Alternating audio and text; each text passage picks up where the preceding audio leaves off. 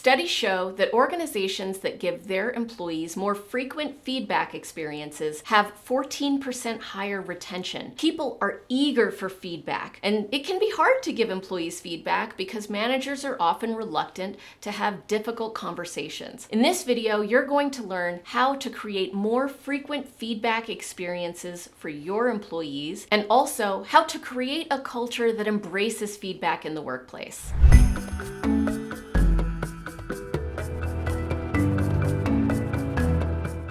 There are simple strategies to create a culture of feedback in your workplace. This video is going to go over them, and those strategies may surprise you. Not only will this video give you tools on how to create a feedback culture, but you will also learn exactly how to give and receive feedback in the most effective way possible. A study from Zippia reports that 65% of employees crave more feedback, and 98% of employees feel disengaged when they're not given feedback in the workplace. So feedback is key for both employees and organizations to get the most out of the employee-employer relationship. When looking at the most highly engaged employees in the workplace, 43% of those are saying that they are receiving frequent feedback up to at least every week on their performance. Now that might sound scary to you, especially if you are the manager having to give the feedback, because so often we worry about hurting someone's feelings. We avoid difficult conversations. We're afraid that conflict may arise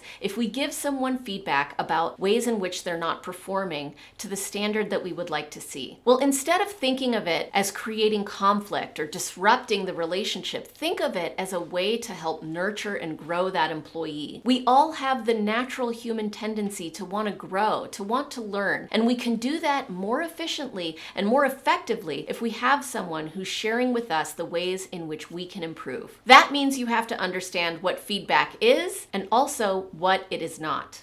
Feedback is not one-sided. It's not an opportunity for a leader to give feedback to an employee, full stop. Employees also need to feel like they are able to provide feedback to the leader if necessary. And so the best way to encourage a feedback culture is to ask for feedback. Leaders should role model what it looks like to request feedback and receive feedback from their employees in order for employees to then feel comfortable receiving feedback themselves. How do you ask for feedback? You don't say, "Do you have any feedback for me?" Because asking that way is a yes or no question, and it is very easy to say, "No, I don't have any feedback." So instead, say, "What feedback do you have for me?" By asking the question that way, the employee is pushed to come up with feedback, to come forth with whatever feedback they would like to share. And once the employee shares that feedback, the response is always, "Thank you for the feedback." Responding to feedback with thanks and gratitude shows that you're nurturing the feedback culture that everyone needs to grow. Feedback is also not an opportunity to criticize someone's work. Feedback is an opportunity to share what's working and how we might course correct or improve upon what we've seen in the workplace so far. That means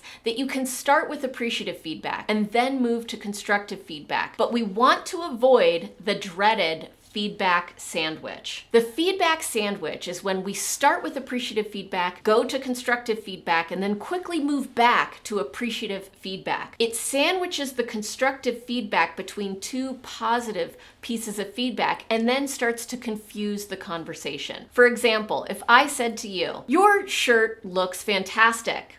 It's a little too blue, but overall I like it." You might get confused about whether I actually like that shirt because I said it looked great, then I said something negative about that shirt, but then I went back to the positive comment about that shirt. And so it starts to make me question if the appreciative feedback is sincere or whether you were trying to ultimately give me constructive feedback and you felt unsafe doing so, and so it had to be sandwiched in positive feedback. That's why when giving feedback, we always start with positive, move to constructive, and end the conversation. Bristol Farms, a grocery store retailer in Southern California, underwent a series of buyouts that profoundly impacted their culture. When they saw this happening, they decided that they were going to lean into creating a feedback culture. They encouraged managers and employees to engage in frequent feedback exchanges. Within a year, their sales had grown 25%. Those frequent feedback exchanges allowed for course correction, allowed for employees to understand other ways in which they could show up, and allowed for managers to understand what they could do to help improve sales.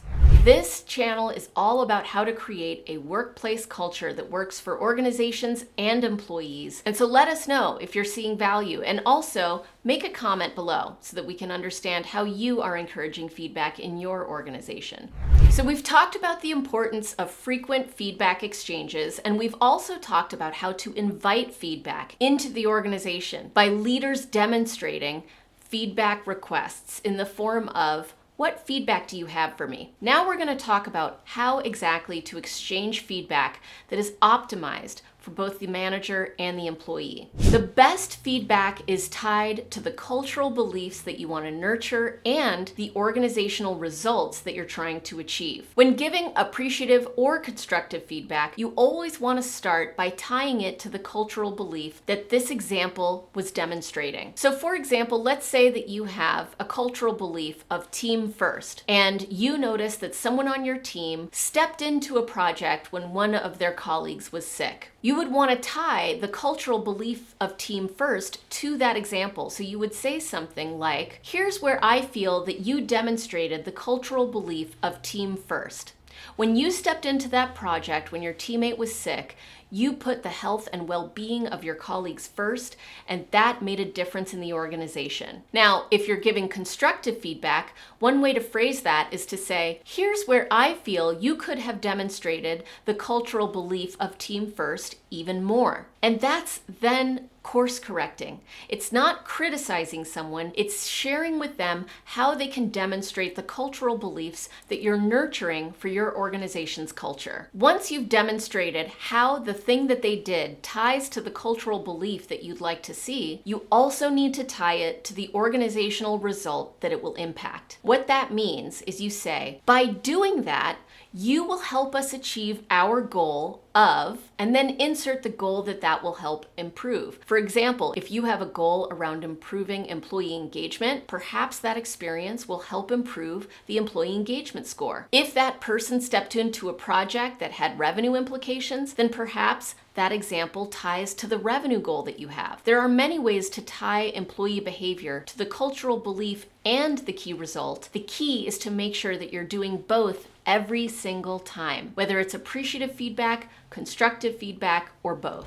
If you're interested in getting some of our resources around feedback and how you can improve your organization's culture, then I have a free toolkit for you. Go to gift.culture.io or click on the link below in the description, and you'll be able to download our research, our ebooks, and our tools specifically around how to give and receive feedback in the most effective way to improve your organization's culture.